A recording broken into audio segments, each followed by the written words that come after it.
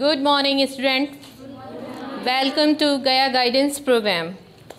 Myself, Mamta, secondary teacher in English, +2 high school, Cherki गया. आज इस पेंडेमिक सिचुएशन में, क्योंकि आप लोग की स्टडी काफ़ी बाधित हुई है, उसको मद्देनज़र रखते हुए ये गया गाइडेंस प्रोग्राम लाया गया है ताकि आपकी बोर्ड एग्ज़ाम की प्रिपरेशन अच्छे से कराई जा सके. सबसे पहले मैं आप लोगों को इंग्लिश पेपर का जो पैटर्न है वो किस टाइप का है उससे इंट्रोड्यूस करवाऊंगी. आप लोग का पैटर्न 2 टाइप, ऑब्जेक्टिव और सब्जेक्टिव, 2 टाइप से होते हैं. ठीक है. ऑब्जेक्टिव में ग्रामर जो कि प्रेस्क्राइब सिलेबस बेस्ड होता है, जिसमें आपका preposition, correct spelling, direct indirect, active passive etcetera आते हैं. Second, text book. Text book आपकी 2 बुक्स हैं, प्रोज पोइट्री एक में है और सप्लीमेंट्री रीडर. ठीक है. इन चैप्टर से आपके 60 क्वेश्चन एग्जाम में आते हैं, जिनमें से सिर्फ आपको 50 क्वेश्चन का आंसर देना होता है. पर क्वेश्चन 1 मार्क. ओके.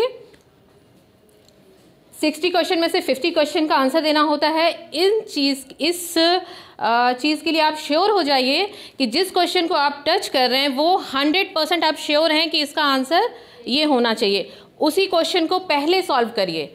अगर आपने गलती से 60 क्वेश्चन सॉल्व कर दिए हैं तो आपको सिर्फ स्टार्टिंग के जो 50 क्वेश्चन है उसका ही मार्क्स मिलेगा. इसलिए ज़रूरी ये है कि 50 क्वेश्चन पहले वही टच करिए जिनके लिए आप श्योर हैं, और थोड़ा सा रिमाइंड माइंड को प्रिपेयर करके चलिए कि हम काउंट करते रहें कि हमारे कितने क्वेश्चन हो गए हैं, क्योंकि 60 क्वेश्चन आप पूरा करेंगे तो उसमें आपका टाइम वेस्ट होगा. ठीक है. तो यहाँ टाइम का भी बहुत ध्यान रखना है. नेक्स्ट है जो हमारा वो सब्जेक्टिव टाइप के क्वेश्चन है, जिसमें रीडिंग स्किल. रीडिंग स्किल में अनसीन पैसेज, 2 प्रोज से अनसीन पैसेज करने होते हैं. 3 आते हैं लेकिन आपको 2 सॉल्व करना है. ठीक है. 7 मार्क्स का पर पैराग्राफ होता है. 2 प्रोज के 7 मार्क्स, 7 मार्क्स 14 मार्क्स के हो गए. पोइट्री से 2 पैराग्राफ आते हैं, जिसमें से आपको सिर्फ 1 पैराग्राफ का आंसर देना है. रिमाइंड, ये अनसीन होता है, ये आपकी बुक से नहीं आएगा. ठीक है. इसका क्वेश्चन आप बहुत अच्छे ध्यान से पढ़िए, पहले पैराग्राफ, फिर क्वेश्चन का आंसर दीजिए.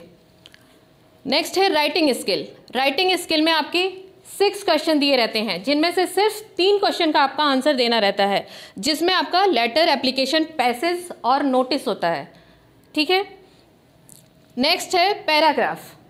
पैराग्राफ 5 टॉपिक आपको दिया जाएगा, जिसमें से सिर्फ 1 टॉपिक आपको टच करना है और उसके बारे में लिखना है. ठीक है. वो 5 मार्क्स का रहेगा. फिर टेक्स्ट बुक जो आपके प्रोज, पोइट्री, सप्लीमेंट्री, इन तीनों से आपके 8 क्वेश्चन आएंगे. 8 क्वेश्चन में से सिर्फ 5 क्वेश्चन का आंसर आपको देना है, और वो 5 क्वेश्चन पर क्वेश्चन 2 मार्क्स का होगा. Means 5 × 2 10 marks. ठीक है. टोटल 50 मार्क्स का ये, और 50 मार्क्स का आपका ऑब्जेक्टिव. फोकस आपको मेन ऑब्जेक्टिव पार्ट पर करना है, क्योंकि वहाँ सॉलिड मार्क्स हैं. वो सॉलिड मार्क्स आप स्कोर कर सकते हैं 50 मार्क्स. ठीक है. नेक्स्ट जो चैप्टर मैंने लिया है, पहला प्रोज से लिया है. प्रोज का पहला chapter the pace for living, यानी जीवन की रफ्तार, जिसके राइटर हैं R.C. हचिनसन. ठीक है. ये एक ब्रिटिश नॉवेलिस्ट थे.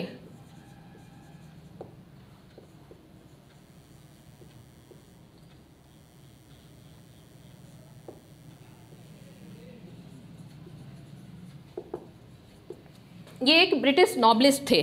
ठीक है. इन्होंने जो टॉपिक लिया है रिसेंट मॉडर्न एज के बारे में, तो मॉडर्न एज जो अभी चल रहा है ये आपका क्या है, मॉडर्न एरा ही चल रहा है. इसमें क्या है, लोग फास्ट थिंक करते हैं, फास्ट मूव करते हैं. ठीक है. यहाँ पर अगर आप स्लो थिंकर हैं तो आप जो सोसाइटी है उससे क्या है, एकदम हट जाएंगे, आप मेंटेन नहीं कर पाएंगे सोसाइटी से. तो यहाँ जो मेन कैरेक्टर है कॉर्न मर्चेंट क्या है, वो मतलब स्लो था और काफ़ी वो वरीज रहता था, काफ़ी ग्रीवनेस थी उसके पास. क्यों? क्योंकि वो अपनी वाइफ और उसका नेफ्यू था उससे वो परेशान रहता था। नेफ्यू उसको चीट करता था और वाइफ उसकी क्या थी, एक्स्ट्रा स्पेंडर थ्रिफ्ट थी, मीन्स ज़्यादा पैसे खर्च किया करती थी। एगोनी ऑफ मॉडर्न मैन, मैं जो एगोनी ऑफ मॉडर्न मैन है ये चैप्टर मैंने बहुत शॉर्ट में जो मेन टॉपिक है उसको मैंने यहाँ डिस्क्राइब किया है। तो एगोनी ऑफ मॉडर्न मैन का जो एगोनी था, कष्ट था, पेन था, वो क्या था कि the essay pace for living capture the agony of a modern man. जो ये ऐसे है, द पेस फॉर लिविंग क्या है, ऐसे है, और यहाँ पर agony of a modern man के बारे में डिस्क्राइब किया गया है। जो कौन था, एक कॉर्न मर्चेंट था, मतलब भुट्टा बेचने का व्यापारी था, बहुत छोटे तबके का। The fast pace hurts the normal rhythm. Fast pace क्या है, जीवन की जो रफ्तार है, हमारी जो सामान्य जिंदगी है उसको क्या, गतिशील को क्या करती है, बाधित करती है ना। हाँ, अगर हम कोई भी काम बहुत जल्दी करते तो उसको क्या करते हैं, इंजॉय नहीं कर पाते हैं। The person who doesn't maintain the pace feel disabled. Disabled means होता है विकलांग।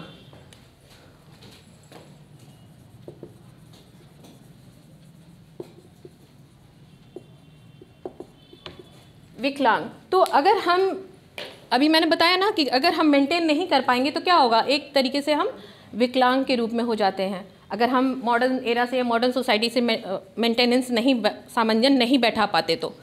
The corn merchant as a representative of the agonized modern man. Representative means होता है प्रतिनिधि, ठीक है। तो यहाँ जो कॉर्न मर्चेंट है वो एगोनाइज्ड, कष्टदायी रूप में वो अपने आप को प्रतिनिधि बनाया है। The Irish corn merchant fails to keep up with the fast pace of life. Irish जो कॉर्न मर्चेंट था वो आयरलैंड का निवासी था, इसलिए उसको आयरिश कहा गया है, ठीक है। जो वहाँ के निवासी होते हैं उनको आयरिश बोला जाता है। Keep with the fast pace of life, वो क्या है, फेल हो जाता है फास्ट पेस ऑफ लाइफ, जीवन की रफ्तार से सामंजस्य बैठाने में। So out of despair he says there is an aeroplane that goes at 100 miles an hour। और उसको ये बताया जाता है कि जीवन इतना तेज़ रफ्तार से चलने लगा है कि जो एरोप्लेन की रफ्तार है वो प्रति घंटा 1000 माइल्स हो गई है। मीन्स जीवन की रफ्तार इतना है। एरोप्लेन को यहाँ इसलिए बताया गया क्योंकि ये क्या है, the best fastest means of communication. Clear. The corn merchant is an anxious man. Corn merchant क्या है, बहुत चिंतित आदमी। He has many worries and grievances, उसके पास बहुत सारी चिंताएं हैं, बहुत सारी क्या हैं, कठिनाइयाँ हैं, शिकायतें हैं। He felt his heart was weak, उसका जो हृदय है बहुत कमज़ोर था। His Neiphiu was cheating him, मैंने जैसा बताया ही कि उसका जो भतीजा था वो उसको चीट करता था। His wife was a spendthrift, he was wasting away his hard ऑन मनी। जो वो बहुत मुश्किल से कमाता था पैसे, उसकी वाइफ उन पैसों को बहुत तेज़ रफ्तार से खर्च कर देती थी। उसको एक फेस्टिवल में पर वीक जो त्यौहार पड़ता था उसमें वो 10 पाउंड्स खर्च करना चाहती थी, लेकिन कॉर्न मर्चेंट की इतनी इनकम नहीं थी, वो इन सब चीज़ों से बहुत ज़्यादा परेशान रहता था। Aeroplane as a symbol of fast life, अभी मैंने बताया है कि वो फास्ट लाइफ को शो कर रहा है। Advantage of fast pace life, इसका एडवांटेज क्या है, देखिए फास्ट पेस लाइफ का एडवांटेज, जो रफ्तार है ज़िंदगी की उसका एडवांटेज बहुत कम है बट डिसएडवांटेज ज़्यादा है। We can dine in London and have lunch in New York the next day. क्या है कि अगर हमारे पास गाड़ी है या एरोप्लेन है तो हम ये कर सकते हैं कि हम आज यहाँ डिनर कर रहे हैं और दिल्ली में हम लंच कर सकते हैं, ठीक है, या ब्रेकफास्ट कर सकते हैं, या हमने आज यहाँ पर ब्रेकफास्ट लिया, लंच हम दिल्ली में कर सकते हैं। किसके ज़रिए, फास्ट मीन्स ऑफ कम्युनिकेशन के ज़रिए, ठीक। Disadvantage of fast pace life, अब इसकी डिसएडवांटेज मीन्स दोष क्या क्या है जीवन की तेज़ रफ्तार के। पीपल आर ऑलवेज इन अ हरी, लोगों को हमेशा जल्दी रहती है। आप अपने घर में भी आजकल देखोगे कि पेरेंट्स इतने ज़्यादा हरी रहते हैं कि वो अपने बच्चे को भी आजकल समय नहीं दे पाते। अगर उनके पास समय भी बच रहा है तो वो ज़्यादातर मोबाइल में लगे रह रहे हैं, उनसे वर्क कर रहे हैं। The change of accident, the chance of accidents have increased, और जो एक्सीडेंट के चांस है वो क्या हो गए हैं, बहुत ज़्यादा पहले की तुलना में बढ़ गए ना। आज से 30 ईयर्स बिफोर जाइए, आप पहले जाइए, उस समय जो एक्सीडेंट का रेशियो था और आज का जो एक्सीडेंट का रेशियो वो काफ़ी ज़्यादा है। We are devoid of real pleasure of travel as well as life. यदि हम कहीं घूमने जाते हैं तो अगर आप ट्रेन से जा रहे हैं तो आप बहुत चीज़ों को देख नहीं पाएंगे, बट अगर वही आपका पर्सनल कार है और स्लो स्लो जा रहे हैं तो आप हर चीज़ को नोटिस करते हुए जाएंगे, हर चीज़ को देखते हुए जाएंगे। Slow thinker as misfit in the modern age. Misfit का मीन्स होता है अनुपयुक्त, मीन्स उसमें वो सामंजस्य नहीं बरसा पाता।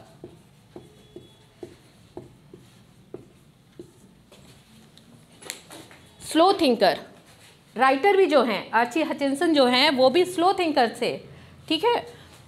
Slow thinker are those who can not think of a clever come. Slow thinkers वो होते हैं कि जो चतुराई वाली चीज़ें हैं उनको तुरंत नहीं समझ पाते। इवन जोक्स भी अगर कोई उनसे मजाक भी करता है तो उसका भी वो सही से मतलब सही नहीं समझ पाते, सही से उसको आइडेंटिफाई नहीं कर पाते हैं। They can not keep up with today's fast pace of life. वो सामंजस्य नहीं बैठा पाते हैं आज की जीवन की रफ्तार से। They fail in modern day intelligent test. और जो आज के आधुनिक टेस्ट हैं उसमें भी क्या हो जाते हैं, वो उसको भी वो सही से नहीं कर पाते हैं। These are test for the speed of one's mind. क्यों? क्योंकि ये आपकी जो फास्ट थिंकिंग है उस पर डिपेंड होते हैं।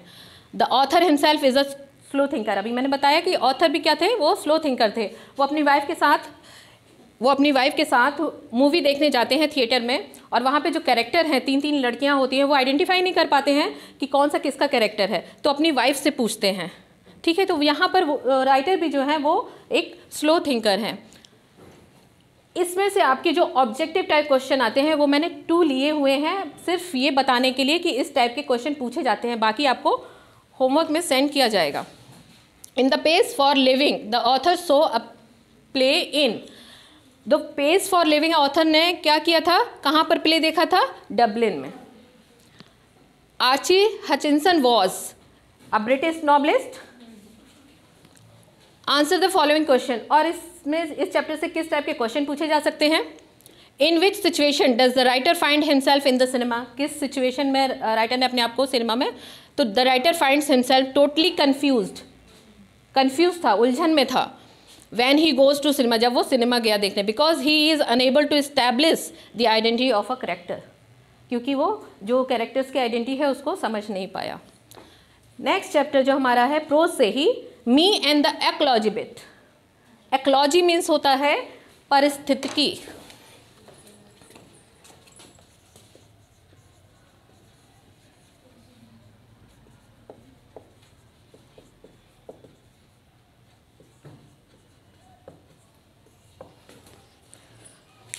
क्योंकि परिस्थितिकी आपका साइंस से रिलेटेड है, तो man relationship with all living and non living things in nature is ecology. Man का मीन्स मानव का जो संबंध है जैविक और अजैविक घटक जो कि नेचर में, प्रकृति में है, वही हमारा इकोलॉजी कहलाता है, ठीक है। Ecology, our attitude to ecology. हमारी क्या है एटीट्यूड इकोलॉजी के प्रति, क्या है? Most of us are not willing to do anything about ecology. ज़्यादातर हम में से लोग क्या हैं कि इच्छा नहीं रखते हैं इकोलॉजी को बचाने के लिए, उसके लिए कुछ अच्छा करने के लिए। We disturb the balance of nature by our various action. और हम लोग क्या है, कई प्रकार के कार्यों के द्वारा नेचर को क्या करते हैं, डिस्टर्ब करते हैं। कैसे? पेड़ को कट करते हैं जो कि हमें ऑक्सीजन प्रोवाइड करता है। तो आज का सिचुएशन क्या है, कार्बन डाइऑक्साइड बहुत ज़्यादा मात्रा में बढ़ रही है ना, और अभी जो कोविड-19 जो आप सफ़र कर रहे हैं इसमें भी काफ़ी हद तक हम ही जिम्मेदार हैं। We use vehicles which emit poisonous gas. Emit means होता है छोड़ना, तो we use vehicles which emit poisonous gas. हम जो व्हीकल्स यूज़ करते हैं उससे पॉइजनस गैस निकलती हैं। पॉइजनस जहरीली गैस छोड़ती है ना, उससे क्या होता है, वातावरण प्रदूषित होता है। We set up more and more factories which cause pollution. और ज़्यादा से ज़्यादा हम लोग मॉडर्नाइज होते जा रहे हैं, बहुत सारी अपनी ज़रूरतों के लिए, पैसे कमाने के लिए फैक्ट्रीज़ को इस्टेब्लिश कर रहे हैं, जिससे क्या होते हैं, बहुत सारे कचड़े, बहुत सारी गंदगियाँ निकलती हैं जो क्या करती हैं, हमारे वातावरण को, इन्वायरमेंट को प्रदूषित करती हैं। We throw here and there and pollute the environment. जो हम लोग कूड़े करकट हैं कभी यहाँ कभी वहाँ फेंकते रहते हैं ना, तो इससे भी हमारा क्या होता है, वातावरण पोल्यूटेड होता है। We should keep the waste in dustbin to save our environment. हमको क्या करना चाहिए? इन कूड़े करकट को डस्टबिन में फेंकना चाहिए ताकि हम एनवायरनमेंट की सुरक्षा कर सकें। If each of us do our bit, अगर थोड़ा थोड़ा भी हम करें, there will be a balance in ecology, तो हमारे इकोलॉजी में क्या होगा? संतुलन बन जाएगा, बैलेंस बन जाएगा। Most example of ignoring ecology in the story, इस स्टोरी में आपके 3 कैरेक्टर हैं। मी एंड इकोलॉजी बिट में आपके 3 कैरेक्टर्स हैं।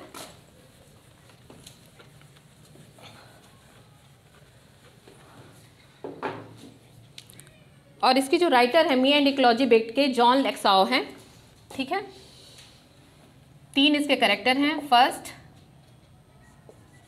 मिस्टर विलियम्स, सेकंड है मिस ग्रीनी, और थर्ड है मिस्टर जॉनसन।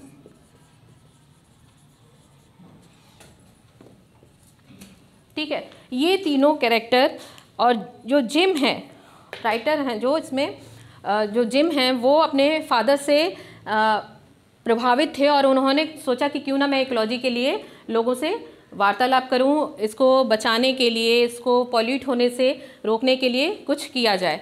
तो वो अपने सबसे पहले विलियम्स के पास जाते हैं, मिस्टर विलियम के पास। तो वो क्या करते हैं कि जो पौधे होते हैं, पौधे से पेड़ पत्तियां सब गिरती हैं, उसको फेंक देते हैं। तो जिम उनको बोलता है कि इसको फेंकिए मत, इसको एज अ कंपोस्ट मीन्स खाद के रूप में प्रयोग करिए। तो इसको मिट्टी के नीचे दबा दीजिए, ऊपर से मिट्टी रख दीजिए ताकि इसकी जो सड़न की बदबू है वो दूसरों को परेशान ना करे। तो विलियम कहने लगते हैं जिम को कि आप हमको उपदेश दे रहे हैं, आप क्या करते हैं? राइटर फिर वहाँ से जाता है, किसके पास जाता है? ग्रीनी के पास। जब ग्रीनी के पास जाता है तो वो देखता है कि वो कूड़े करकट में भी न्यूज़पेपर को फेंक दे रही है। ठीक है, न्यूज़पेपर को जब फेंक दे रही है तो वो उससे बोलता है कि इसको न्यूज़पेपर को क्यों फेंक रही है, इसको हम लोग रिसाइकिल के तौर पे यूज़ कर सकते हैं। तो क्यों ना हम ये जो गार्बेज है इसको अलग डिवाइड करें, जो रिसाइकल कर सकते हैं उसको अलग करें और जिसका हम यूज़ नहीं कर सकते हैं, जो वेस्ट है उसको अलग रखें। इससे क्या होगा कि बहुत सारे जो कूड़े हैं, बहुत सारे जो गार्बेज हैं, उसको हम प्रयोग कर सकते हैं रिसाइकल के रूप में। तीसरा, तो वो भी जिम को ही उपदेश देने लगती है कि तुम भी तो बार बार मेरे बगीचे में आते हो, मैंने जो पौधा लगाया है उसको लांग रहे हो, तो उससे भी क्या होता है कि मेरा पौधा डेड हो गया है। फिर वो जाता है समझाने के लिए किसके पास? मिस्टर जॉनसन के पास। जॉनसन वो क्या होता है कि थोड़ी सी डिस्टेंस के लिए भी अपनी 4 व्हीलर को यूज़ करते हैं। तो 4 व्हीलर या बाइक से जा रहे हैं तो क्या होगा?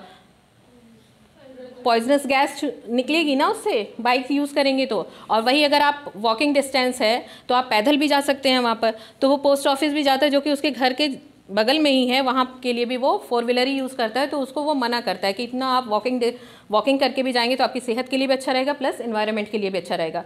लेकिन ये लोग कुछ समय के लिए समझते हैं, फिर वापस एज इट इज़। ये काम हम लोग भी करते हैं। Jim's attitude. अब examples of ignoring ecology in the story. अभी मैंने ये 3 कैरेक्टर्स के बारे में बताया, अब ये लोग कैसे इग्नोर कर रहे हैं ये मैंने यहाँ लिखा हुआ है। Most of the character in the story ignore the duties regarding ecology. ज़्यादातर लोग अपनी ड्यूटी जो है वो नहीं निभा रहे हैं इकोलॉजी को सेव करने के लिए। Jim's mother use the electric mixer instead of the egg beater. Jim's की जो मदर थी वो क्या करती हैं कि मिक्सी का ज़्यादा यूज़ करती हैं किसी चीज़ को फेंटने के लिए। आप एग बिटर का भी यूज़ कर सकते हैं, उसके लिए इलेक्ट्रिक की ज़रूरत नहीं होती है। देखा होगा आपने, जाली की तरह होता है वो, राउंड अंडे को फेंटा जाता है, उससे आप बेसन वगैरह भी फेंट सकते हैं। तो वो अपनी माँ को बोलता है। Several character use modern appliances like refrigerator etcetera. EC वगैरह यूज़ करते हैं कुछ कैरेक्टर्स में। These appliances also emit harmful gases smoke and fuel. ठीक है, दीज अप्लायंसेज, ये इस टाइप के अप्लायंसेज क्या होते हैं? रेफ्रिजरेटर, AC, इससे हार्मफुल गैसेज निकलती हैं जो हमारे वातावरण को क्या करती हैं? और ज़्यादा गर्म करती हैं। These poison the atmosphere and the affect ecology. ठीक, Jim's attitude to ecology. Jim का जो एटीट्यूड होता है इकोलॉजी के प्रति वो देखिए। Jim shows awareness to ecology. Jim's दिखाते हैं कि हम लोगों को जागरूक कर रहे हैं इकोलॉजी के प्रति।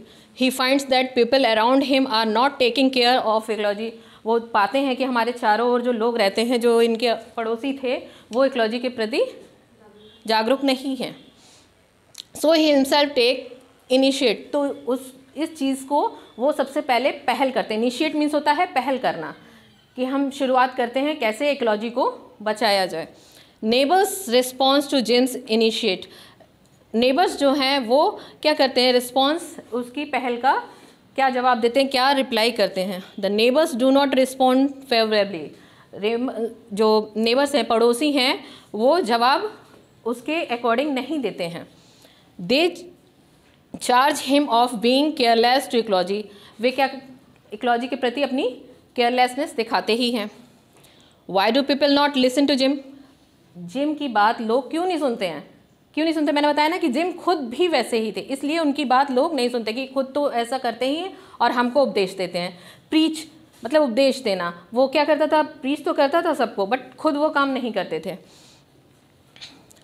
Gym preaches his neighbours about saving ecology, भाषण देते थे। However he himself does not practice ecology measure sincerely, लेकिन खुद ईमानदारी से वो इकोलॉजी को बचाने की कोशिश नहीं करते थे। He himself thrown gum wrapper in the Mrs Greeny compound, Mrs Greeny ने उनको डांटा था जिम को, क्योंकि उन्होंने क्या कहा था, गम रैपर जो था उनके कंपाउंड बगीचे में फेंक दिया था। He avoids walking and always use motor bike and snow mobile, snow mobile जो बर्फ़ पे चलने वाली जो गाड़ी होती है, बाइक की तरह ही होती है, ठीक है, वो उसका यूज़ करते थे, मोटर बाइक का यूज़ करते थे। So people do not take him seriously, इसलिए पीपल उनको सीरियस नहीं लेते। Jim acts which are not ecology friendly, Jim ऐसे कार्य करते हैं जो कि वातावरण के लिए ठीक नहीं है। Mrs Greeny scold him for throwing gum wrapper in her lawn, उनके लॉन में उन्होंने गम रैपर फेंका था, इसके लिए मिसेस ग्रीनी ने उनको डांटा था। Mister Johnson point out a tree, जैसा अभी मैंने बताया कि वो ट्री के से कूदते जाते थे, वो ट्री नष्ट हो गया था। Importance of the issue Jim's raise, उन मुद्दों को जिम्स ने रेज किया, उठाया, जो इकोलॉजी के लिए इम्पॉर्टेंट थे। Jim may not be using ecology measure seriously, Jim क्या कहते थे कि सही से सीरियस होके उसको मीजर नहीं करते थे। But the question he raises is serious, लेकिन जो वो क्वेश्चन उठाते थे, मुद्दों पे क्वेश्चन उठाते थे कि हमें ऐसा करना चाहिए, ऐसा नहीं करना चाहिए, वो बहुत सीरियस गंभीर होते थे। He points out the irresponsible act of all character, और उन्होंने सारे जो जितने भी ये कैरेक्टर्स हैं इनको पॉइंट्स आउट किया था, इनके जो ये इकोलॉजी के प्रति गलतियाँ करते थे उसको इन्होंने मुद्दा उठाया था। इसमें क्वेश्चन आते हैं जो मी and the ecology bit is all about, मतलब इकोलॉजी बिट किसके बारे में था, preserving forest resources, preserving human resources, preserving water resources, preserving environment and ecology, preserving environment and ecology. Miss green told the author to pick the paper wrapper, the box wrapper, the gum wrapper, the cartoon wrapper, the gum wrapper. What are the slogans? इसमें इस chapter में slogans था, वो slogan क्या था, save earth, save tree and save water. Okay, How many blocks away was the post office from Mr. Johnson's house? The post office was just 2 blocks away from Mr. Johnson's house. फिर भी वो 2 blocks था, लेकिन फिर भी वो अपनी car से जाते थे पोस्ट ऑफिस। नेक्स्ट चैप्टर जो आपका है पोइट्री से है। Poetry, God made the country, God made the country, ये जो कंपोज किया गया है वो विलियम कॉपर के द्वारा कंपोज किया गया है, जो कि एक नेचर के प्रति, नेचर पे ही ज़्यादातर ये कविताएं अपनी लिखा करते थे। और विलियम कॉपर जो हैं वो विलियम वर्ड्सवर्थ जो फादर ऑफ द नेचर हैं उनसे काफ़ी ज़्यादा प्रभावित थे। उन्हीं से प्रभावित होकर इन्होंने जो अपनी कविताएं लिखी थी जो कि नेचर पे बेस थी, लेकिन ऐसा नहीं है कि ये केवल नेचर के बेस पर ही कविताएं लिखते थे, ये जो सामाजिक मुद्दे थे उन पर भी कविताएं लिखा करते थे। God made the country, poems of William copper show deep respect for the rural life, the common people and the lovely quite landscape. इसमें क्या है, जो ग्रामीण जीवन है उसके बारे में कवि ने यहाँ दर्शाया है, सामान्य लोगों के बारे में जो शांत हैं, और लैंडस्केप परिदृश्य मीन्स वहाँ की जो दृश्य है उससे वो काफ़ी ज़्यादा प्रभावित थे। ये विलेज लाइफ को बहुत ज़्यादा लाइक करते थे क्योंकि ये विलेज से ही बिलोंग करते थे। Main idea of the poem is about the creation of country side by God.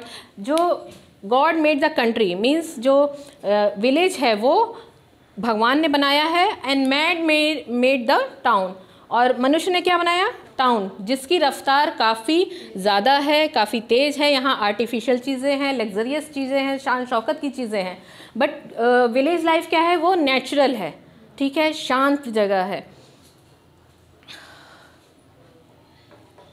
Presentation style, the poem use the scale of contrast. यहाँ कॉन्ट्रास्ट स्केल यूज़ किया है क्योंकि उन्होंने शहरी जीवन और ग्रामीण जीवन की क्या की है, तुलना की है, कंपेयर किया है, एक दूसरे का क्या दोष और गुण बताया है। Features of rural village life in the poem, features क्या है, ग्रामीण जो क्षेत्र हैं उनके फीचर्स क्या हैं, क्या क्या होता है वहाँ पर। लाइफ क्लोज टू नेचर, जीवन जो है, हमारी ज़िंदगी जो है वो प्रकृति के इर्द गिर्द ही रहती है। ओपन फील्ड्स एंड ट्रीज, खुले मैदान होते हैं, पेड़ पौधे होते हैं। बर्ड्स आर फाउंड चिपिंग, पक्षियों की आवाज़ होती है। मून लाइट एट नाइट, रात में चंदा की रोशनी दिखती है। थर्स एंड नाइटेंगल सिंग स्वीटली, थर्स एक पक्षी होता है एंड नाइटेंगल बुलबुल को कहते हैं, सिंग स्वीटली बहुत मधुर गाती है वो चीज़ें। ये सारी जो मधुर आवाज़ है, कोयल की आवाज़ हुई, नाइटेंगल की साउंड्स हुए, स्वीट सॉन्ग्स हुई, ये हमें गांव में ही सुनने को मिलता है, शहरी क्षेत्र में सुनने को नहीं मिलता है। People life is calm and quite, people जो लोगों का जीवन है वो शांत होता है और एकदम वो शांत और पीसफुल होता है। पीपल आर हार्ड वर्किंग, लोग वहाँ के कैसे होते हैं, हार्ड वर्किंग, मेहनत करने वाले होते हैं, इसीलिए गाँव में लोग कम बीमार पड़ते हैं शहरों की तुलना में। पीपल आर हेल्दी, लोग वहाँ स्वस्थ होते हैं। Features of urban town life in the poem, जो अर्बन टाउन लाइफ की फीचर्स है वो क्या है। People are not close to nature, लोग प्रकृति के नज़दीक नहीं हैं, क्योंकि हम लोग के जो शहरी जीवन, बड़े बड़े शहरों में आप जाइए वहाँ पेड़ पौधे आपको बहुत कम मिलेंगे। जीवन की रफ्तार इतनी ज़्यादा है, मोटर बाइक्स, कार, इन सब का यूज़ बहुत ज़्यादा होता है, इसलिए वहाँ का जो वातावरण है बहुत ज़्यादा प्रदूषित होता है। एटमॉस्फेयर इज़ वेरी नॉइजी, शोरगुल बहुत ज़्यादा होता है क्योंकि व्हीकल्स ज़्यादा यूज़ किए जाते हैं वहाँ। They live artificial and luxurious life, artificial life जो बनावटी जीवन है, लग्जरियस मीन शान शौकत वाली ज़िंदगी जीते हैं। They depend on vehicles and artificial lights, lamp, electricity, वो ज़्यादातर डिपेंड किस पर रहते हैं, व्हीकल्स पे, सवारी गाड़ी पे, एंड आर्टिफिशियल लाइट्स जो नेचुरल लाइट हमारी क्या है, सनलाइट, मून लाइट है ना, बट शहरी जीवन में इलेक्ट्रिसिटी वाली लाइट यूज़ करते हैं। पीपल आर नॉट लेबोरियस, और ये मेहनती भी नहीं होते हैं, आराम से इनका काम होता है, मोबाइल, लैपटॉप वगैरह यूज़ करके काम करते हैं, जिससे इनका फिजिकल वर्क नहीं हो पाता है और ये ज़्यादा से ज़्यादा फिर बीमार होने लगते हैं। लास्ट में कंक्लूजन, निष्कर्ष क्या निकलता है, the creation of God is better than that of a man. जो क्रिएशन, भगवान का जो बनाया हुआ क्रिएशन है, क्रिएशन भगवान ने जो बनाया है वो किससे ज़्यादा बेटर है, जो मनुष्य ने बनाया है उससे ज़्यादा बेटर है, ठीक है। इसीलिए तो इस पेंडेमिक एरा में लोग बड़े बड़े शहरों को छोड़ के किधर, गाँव में आए ना। Village life full of peace and comfort, whereas town life is very noisy. जो ग्रामीण जीवन है वो हमारा बहुत शांतफुल रहता है, जबकि जो शहरी जीवन है वो बहुत ज़्यादा शोरगुल युक्त होता है।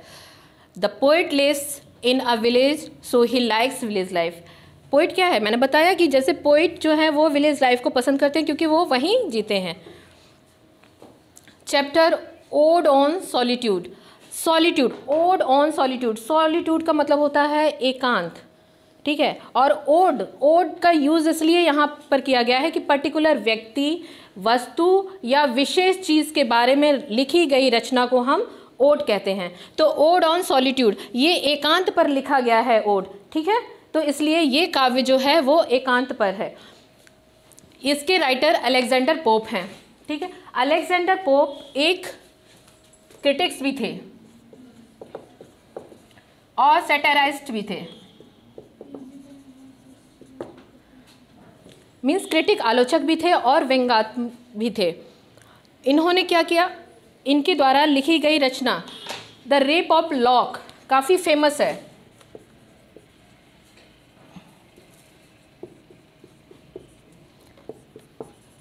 द इंसेल,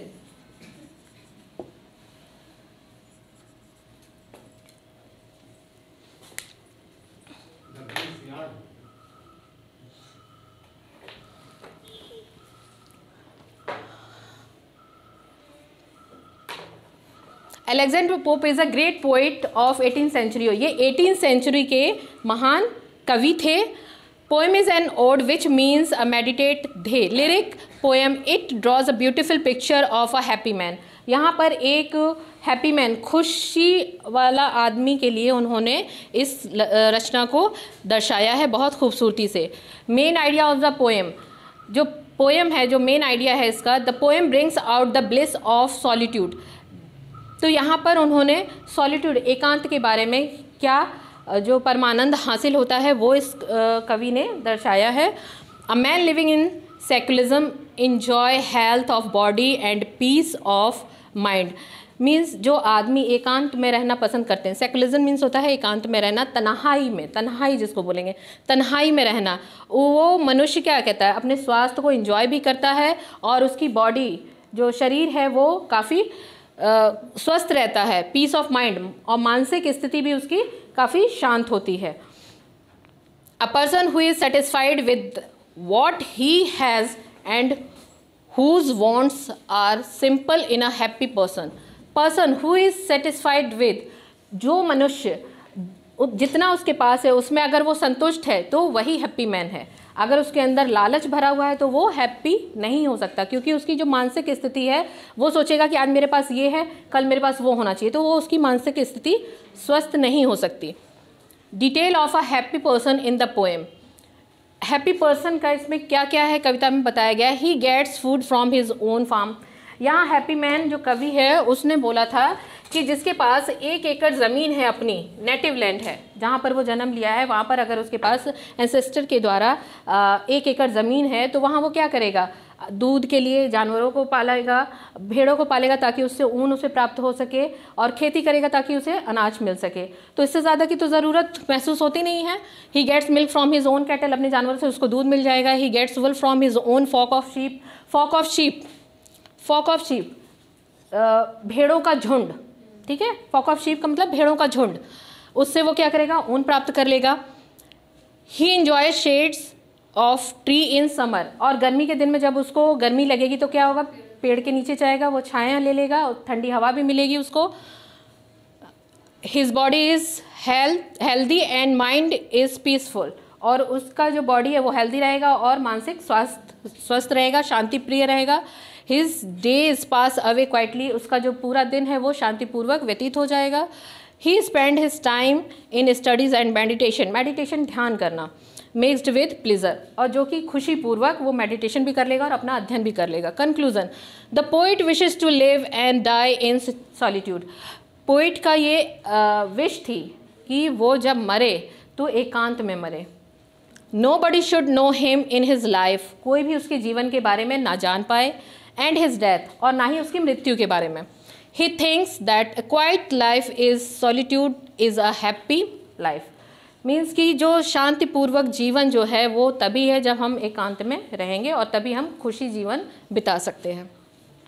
इसमें क्वेश्चन आते हैं, गॉड मेड द कंट्री, जो कि मैंने पहला पोएम पढ़ाया था, हैज़ बिन कंपोज्ड बाय।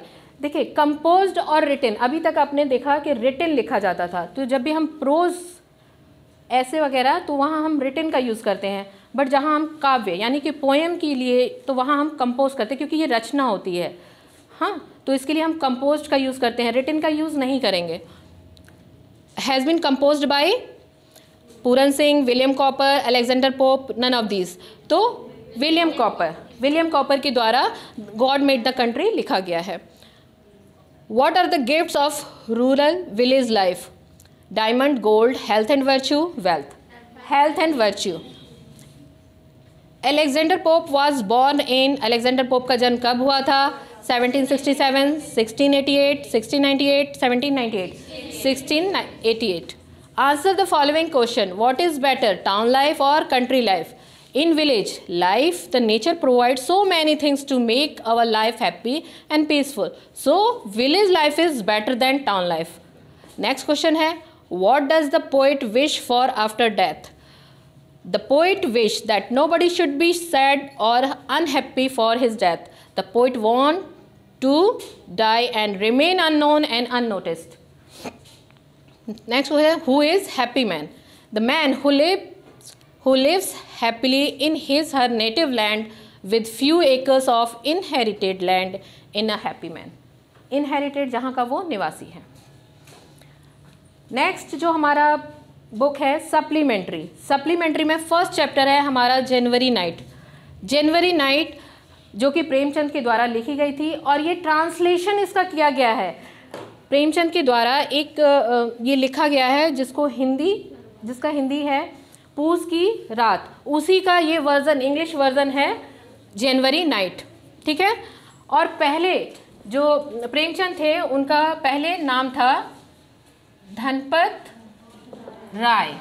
ठीक है. इनकी मेन जो रचना है, जब सोजे वतन इनकी पब्लिश हुई थी और ब्रिटिश गवर्नमेंट ने बैन लगा दिया था, तो अब इन्होंने अपना एक पेन नेम चूज़ किया जो कि प्रेमचंद के नाम से विख्यात हुए ये. और इनके द्वारा जो लिखी गई गबन, गोदान, कर्मभूमि, ETC. ठीक है. इनकी ये जो मेन रचनाएं थी, गबन, गोदान, प्रेम भूमि, प्रतिज्ञा एट्सेट्रा. तो अबाउट द ऑथर, अब यहाँ हम ऑथर के बारे में जानते हैं कि प्रेमचंद क्या थे, कब उनका जन्म हुआ था. धनपत राय अ प्रोलिफिक राइटर. प्रोलिफिक मीन्स अच्छे जानकार थे. किसके? हिंदी और उर्दू के. और इन्होंने हिंदी और उर्दू दोनों में ही बहुत सारे लेख लिखे हैं. Born in Varanasi on July 31, 1880. ये वाराणसी में इनका जन्म हुआ था जुलाई 31 को 1880 में. ही चेंज हिज पेन नेम. अभी मैंने बताया पेन नेम इन्होंने प्रेमचंद चेंज किया था सोजे वतन बैंड होने के बाद, ब्रिटिश गवर्नमेंट ने बैन कर दिया था. He wrote about the realities of life and various problems faced by the common man in a turbulent society. Turbulent means होता है उपद्रवी. ठीक है. turbulent means होता है उपद्रवी. मीन जो हमारे समाज में जो सोसाइटी में उपद्रवी था, सिचुएशन थी, वो नई नई जो समस्याएं हैं उनको उठाते थे और उस पर लेख लिखा करते थे. He also emphasized on the unity of Hindu and Muslims. उन्होंने बल दिया. emphasize means होता है बल देना. बल दिया हिंदू और मुस्लिम की यूनिटी में, ताकि ये मिल के रहें, एक बनकर रहें, इनमें एकता रहे. और जब हिंदू और मुस्लिम में एकता रहेगी तो हमारे देश में भी एकता रहेगी. स्टोरी क्या है? स्टोरी में 3 मेन कैरेक्टर हैं. इस स्टोरी में 3 मेन कैरेक्टर हैं. फर्स्ट है हल्कू, his wife Munni,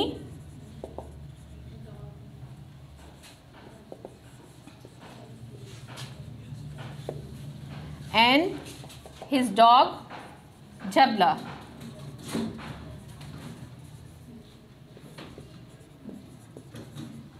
जबरा. ठीक है. मेन कैरेक्टर है. हल्कू क्या है? वो टीनेंट फार्मर होता है. टीनेंट मीन्स किराएदार. उसकी जो अनाज उपजते हैं वो इतना उधार लिए रहता है कि सूदखोर उसके आके जो भी पैसा उसके पास रहता है वो लेकर चले जाते हैं.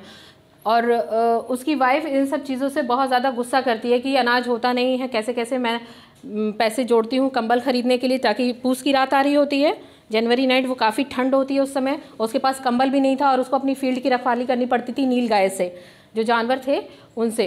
तो नील गाय से रखवाली करने के लिए उसको रात भर वहाँ बैठे रहना पड़ता था. तो जिसके लिए उसकी पत्नी मुन्नी ने बहुत एक आना जोड़ के उसने 3 रुपये इकट्ठे किए थे ताकि वो कंबल खरीद सके.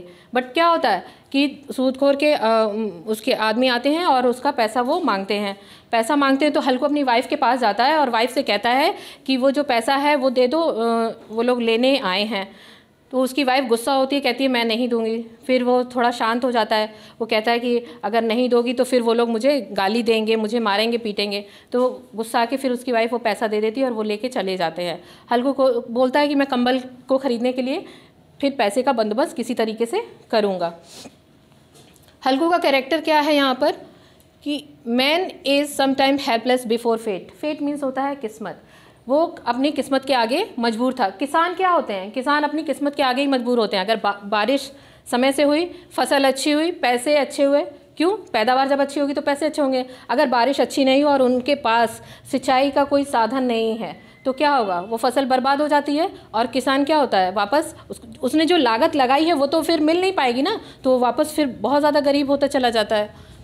तो टोटल जो किसान की चीज़ें, जो गरीब किसान है, अमीर किसानों की बात नहीं कर रही हूँ, अमीर किसानों के पास इरिटेशन के बहुत सारे साधन होते हैं, ठीक है, ट्यूबवेल होता है वो यूज़ कर लेते हैं। बट जो पुअर फार्मर हैं उनके लिए उनकी खेती और भगवान और उनकी किस्मत यही साथ देते हैं। Halku is destined to his fate. Halku total किसके ऊपर डिपेंड था, अपनी किस्मत के ऊपर। He is a poor tenant farmer, मैंने बताया कि वो बहुत गरीब किराएदार वाला किसान था। He needs a blanket in the cold night while watching over field. जब उसको फील्ड की देखभाल करनी होती थी तो उसको क्या था, रात में ओढ़ने के लिए, ठंडी से बचने के लिए कंबल की आवश्यकता थी। मुन्नी हिज वाइफ, मुन्नी कौन है, उसकी पत्नी। Munni understand that her husband work at someone else land. Munni को पता था कि उसका जो आदमी है वो किसी दूसरे के ज़मीन पर खेती कर रहा है। She angrily ask him to give up tenant farming. She protest as to how the landlord, जो लैंडलॉर्ड उस ज़मीन का जो मालिक है, कुड इंसल्ट हल्कू। जब हल्कू की इंसल्ट कर रहा होता है, उसकी बेइज्जती कर रहा होता है, तो प्रोटेस्ट मीन्स होता है आवाज़ उठाना उसके खिलाफ। तो उसकी वाइफ उसके खिलाफ आवाज़ उठाती है। द कोल्ड नाइट, अब वो जो ठंडी जो रात होती है वो मेन सिचुएशन है इस स्टोरी में। क्या होता है, Halku does not want his pet dog. Halku नहीं चाहता था कि उसका जो पेट डॉग है, पालतू कुत्ता जबरा, वो उसके साथ वहाँ ठंडी में जाए। Jabra to come along in cold night, Jabra भी उसके साथ रात में रहता है। Jabra being a loving and faithful companion, Jabra क्या था, बहुत उसको प्यारा था और विश्वासी उसका साथी था। फॉलोज हिज मास्टर, वह अपने मालिक के साथ हमेशा रहता था। द अटैक ऑफ नीलगाय, जब नीलगाय अटैक करती हैं, जो हल्कू ने जिस खेत की वो रखवाली कर रहा था, जिसमें उसने अनाज उपजाए थे, उसको आके नीलगाय क्या करती हैं, नष्ट करने लगती हैं, खाने लगती हैं। Halku wraps himself with a shawl again, Halku क्या करता है, अपने आप को ठंड से बचने के लिए एक शॉल में फिर से लपेट लेता है। Sits by the warm ashes, ashes means होता है राख, वार्म मीन्स गर्म। तो जो उसने पत्तियां जलाई हुई थी ठंड से बचने के लिए, वो क्या होती हैं, धीरे धीरे आग उसकी ख़त्म होने लगती है और वो राख बच जाती है जो थोड़ी सी गर्म रहती है। फीलिंग ड्राउजी, और उसको नींद आने लगती है, उस आग के पास बैठा रहता है तो उसको नींद आने लगती है। Even in the lap of Halku, यहाँ तक कि जो हल्कू है उसकी गोदी में, लैप मीन्स होता है गोदी, गोदी में रहता है। Jabra is alert to his duty, और जबरा फिर भी अपनी ड्यूटी अलर्ट होकर करता है। हल्कू को नींद आने लगती है, बट जबरा क्योंकि फेथफुल एनिमल था तो वो पूरी खेत की रखवाली बहुत अच्छे से करता है। He starts barking when he sense that nilgais are grazing the crops. कुत्ते कैसे पहचानते हैं, सेंस ऑफ ऑर्गन्स, स्मेल से। उनको तो जबरा को महसूस हुआ कि नीलगाय ने अटैक कर दिया, फल को वो खाने लगी हैं, तो वो क्या करता है, भौंकने लगता है। भौंकता क्यों है, अब वो बोल तो सकता नहीं है, भौंकने लगता है ताकि उसका जो मालिक है हल्कू, वो उठे और अपने फसल को बचाए। बट ठंड इतनी ज़्यादा होती है और वो गर्म से जो सोया रहता है वो ठंड की वजह से आलस कर जाता है और निकलता नहीं है। जबरा जो है वो रात भर भौंकता रहता है कि किसी तरीके से मैं इस खेत को बचा लूँ, क्योंकि वो जो खेत की फसल थी वो क्या थी, उस किसान के लिए बहुत महत्व रख रही थी। अगर वो नष्ट हो जाएगी तो हल्कू की और बुरी दशा हो जाती। इसलिए जबरा रात भर भोगता रहा, लेकिन वो उठा नहीं और भोगते भोगते वो ठंड में ही क्या हुआ, डेथ कर गया। लास्ट में कंक्लूजन का क्या निकलता है, the story present a real picture of a poor farmer. ये जो स्टोरी है वो पुअर फार्मर, जो गरीब किसान है, इस स्टोरी को जैसे इसमें लिखा गया है उसको जब आप पढ़ेंगे डिटेल में तो दिखाता है कि वो जो पुअर किसान है उसका पूरा एकदम रियलिटी दर्शा दिया गया है। The life of a farmer is very miserable. गरीब किसानों की दशा क्या होती है, बहुत दयनीय होती है, मिजरेबल बहुत दुखदाई होती है। He is not capable to save himself और his family from the curse of the nature. वह अपने और अपने परिवार को, कर्स मीन्स होता है बदुआ, तो नेचर की बदुआ क्या होती है, समय से स्नोफॉल हो जाना। अगर खेती के टाइम पे स्नोफॉल हो गया तो क्या होगा, फसल नष्ट होती है। बारिश ना होना फसल नष्ट का कारण होगा अगर समय से बारिश नहीं होगी तो। और क्या, तेज़ आंधी चल जाना, ये भी क्या करती हैं, फसल को नष्ट कर देती हैं। He is destined to live on his faith, और जो हल्कू है वो पूरी तरीके से अपनी किस्मत पर ही निर्भर था कि अगर किस्मत मेरी अच्छी होगी फसल अच्छी होगी, अगर किस्मत ही ना खराब थी, जबकि नीलगाय उसकी सारी फसल को चट कर गए। Objective question, Halku is the story January night was happy farmer, rich farmer, टीनेंट farmer, bad farmer. टीनेंट farmer, ठीक है, क्योंकि वो उसकी ज़मीन नहीं थी, वो किराए पे ज़मीन लेकर उसको खेती कर रहा था, और जो मालिक था वो क्या करता था, उससे पैसे वसूलता था, क्योंकि उसने उधार लिया था और उसके सूद के पैसे वो उससे वसूलता था। Short answer type question, short answer type question किस प्रकार के आते हैं, ये देखिए। Give the main idea of the Halku. ये जो मैंने चैप्टर अभी आप लोगों को डिस्क्राइब किया है, चैप्टर डिस्क्राइब किया है, तो मेन आइडिया आपको यहाँ से मिल जाएगा, पॉइंट वाइज पॉइंट दिया हुआ है। आइडिया क्या है स्टोरी का, ये ठीक है। जनवरी night is the translation of a Premchand famous story. पूस की रात, this is the story all about of the cold night, Halku, his wife Munni, dog Jabra and the नीलगाइज। Next question है, why did Halku need a blanket. हल्कू को blanket की क्यों आवश्यकता पड़ती है, वो भी चैप्टर में दिया हुआ है। ठंड से बचने के लिए हल्कू को ब्लैंकेट की आवश्यकता पड़ती है। He want to save cold. Why did Munni suggest Halku to give up tenant farming. Halku क्यों, जो मुन्नी है उसकी वाइफ क्यों कहती है कि ये टीनेंट फार्मिंग, किराए का जो खेती है किराए की, उसको छोड़ने के लिए। क्यों, क्योंकि इंसान अगर खेती करता है तो टोटल फसल पर डिपेंड करता है कि कितनी हमारी पूंजी उससे प्राप्त होगी, बट एक पुअर किसान के लिए डेली का रोजी रोटी चाहिए ना, तो वो यही कहती है कि क्यों ना हम मजदूरी करें, मजदूरी से कम डेली तो हमें पैसा मिलेगा, जिससे हमारी डेली के भोजन की आवश्यकता तो जो प्रॉब्लम है वो तो ख़त्म होगी, और उसी में से कुछ पैसा बचा सकेंगे तो हम लैंडलॉर्ड का जो सूद लिए हुए हैं, उधार लिए हुए उसका सूद दे पाएंगे, उधारी चुका पाएंगे। ये आपके चैप्टर्स जो मैंने आज पढ़ाए हैं, इनको आप अच्छे से फिर से देखिएगा। जो भी इसमें प्रॉब्लम आई है, जो भी आपके क्वेश्चन होंगे, लिंक पे जाइएगा, वहाँ कमेंट बॉक्स दिया होगा, और उसमें जाकर आप इस जितने भी चैप्टर्स हैं प्रोज के, पोइट्री के, सप्लीमेंट्री के, इनसे रिलेटेड क्वेश्चन को पूछिए, उनके आंसर जितनी जल्दी संभव हो सकेगा, as soon as possible solve किए जाएंगे, ठीक है।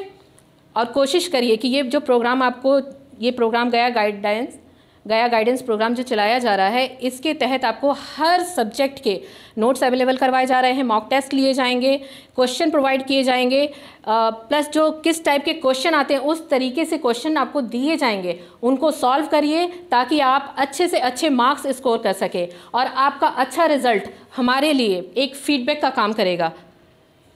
Thank you.